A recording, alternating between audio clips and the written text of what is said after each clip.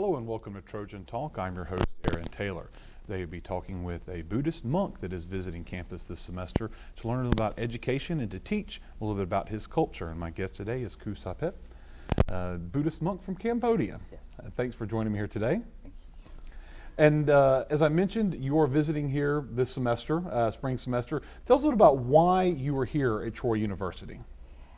Actually, Troy University have some kind of MOU, Memorandum of Understanding, with my university in Cambodia, and the Chancellor, Dr. Hawkins, went to visit Cambodia twice, and he had a commitment to give a scholarship for one semester to Buddhist monks in terms of exchange program, or can bring some different belief or different background or diversity from Cambodia to Troy University, and let the student here can understand the diversity of the world. And of course, now you are here to learn, Yes. correct? You're taking classes here. Tell us about what you're here to learn about and what classes that you're taking.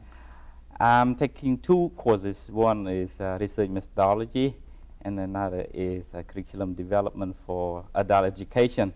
I am excited to learn research methodology because the professor gave one assignment, and I need to find a topic by myself. And my topic is to talk about what are the characteristics of Dr. Hawkins' leadership have contributed to the success of Troy University. Ah. And I may get some information from him and his experience and get back to my country.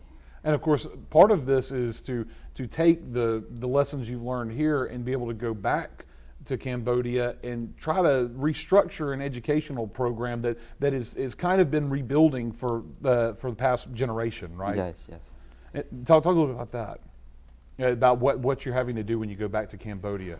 Actually, I am teaching assistant, and somehow I can help my class, or sometimes help the school to prepare some program for or curriculum to teach the student there. And so now, and of course, the part of this is you mentioned the cultural exchange. And so far, what has been a response to your presence on campus? Obviously, as the viewers can see, you're wearing your traditional robes here. So obviously, that makes you kind of stand out when you're walking around campus. What kind of reaction have you gotten from the students here? When I came here the first time, the student was so strange to see the yellow robe man walk on the tent on the campus.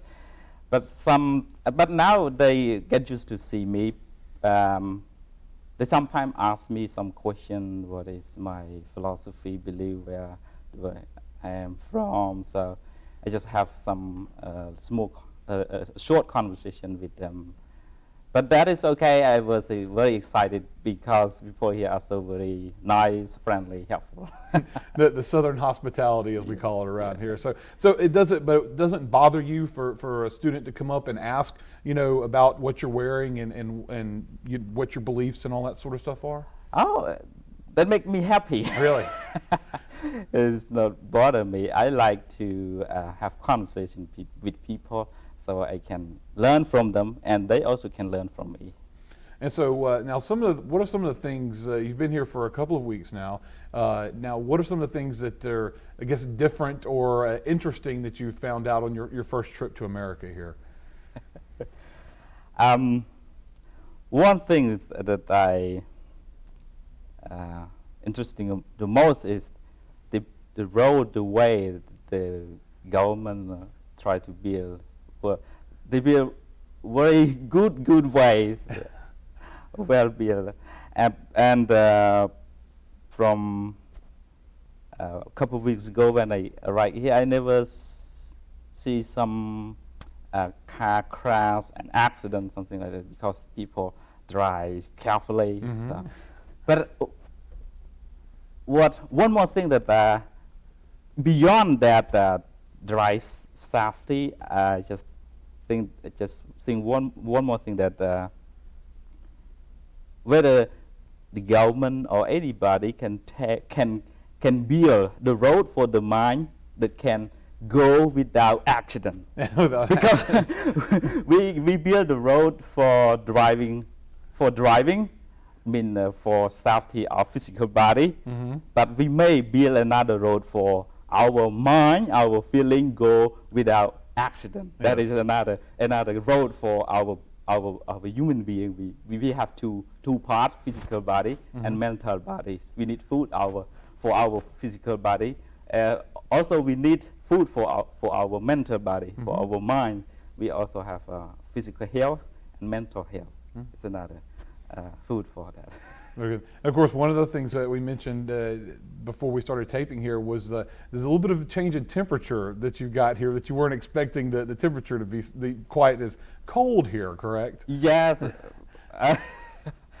When I was informed in Cambodia that I will experience a very cold temperature here, I feel afraid of that. But when I came here, that is okay now. I get used to that better. Yeah, you said, because back home it's around 80, 90 degrees normally, and here you get here, and we were probably one of the coldest times we've ever had around here. So you welcome to just the right time to get the cold weather here. So, but so far your trip has been pleasant so far. Yes, that's okay. My faculty host, Dr. Minik, and the people in the faculty in the Department of Education, they are helpful and helped me to settle in the apartment. And everything is okay now. Good. And of course, you're also you're taking classes, but you'll also speak to some classes while you're here as well. Do you enjoy that opportunity to be able to talk with the students? Yes. Yesterday I presented to one class and talked about Cambodian culture and Buddhism. Why do we wear this robe? And students asked many questions on that. So the cultural exchange is working. It's a success then. So, yes. Well, good luck with the rest of your trip, and hopefully you'll be an enjoyable trip, and you'll get to enjoy some warmer temperatures as the semester goes. So, but thank you for joining me today. Thank you so much. Thank you, and thank you for joining us on this edition of Trojan Talk. That's all the time we have. Now, back to the news desk.